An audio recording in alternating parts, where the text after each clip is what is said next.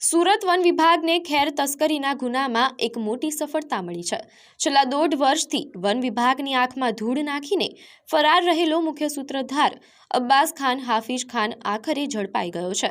જૂન 2024થી one વિભાગને ચકમો આપી રહેલો આ આરોપી ઉત્તર પ્રદેશ ભાગવાની ફિરાકમાં હતો, પરંતુ માંડવી દક્ષિણ રેન્જની ટીમે બાતમીના આધારે વલસાડના ભીલાડ ખાતેથી તેને ફિલ્મી ઢબે દબોચી લીધો હતો। અબ્બાસ ખાન પોતાની 4 વ્હીલર ગાડીમાં ભાગી છૂટવાની તૈયારીમાં જ હતો ત્યારે વન વિભાગે તેને ઘેરી લીધો હતો। આ આરોપી સામે અગાઉ પણ વલસાડ જિલ્લામાં ખેર તસ્કરીના ગંભીર ગુનાઓ નોંધાઈ ચૂક્યા છે। હાલ માંડવી કોર્ટે અબ્બાસ ખાનના 3 દિવસના રિમાન્ડ મંજૂર કર્યા છે। રિમાન્ડ દરમિયાન પૂછપરછમાં ખેર તસ્કરીના આંતરરાજ્ય નેટવર્ક અને અન્ય સંડોવાયેલા મોટા માથાઓના નામ ખુલે તેવી પૂરેપૂરી શક્યતા છે।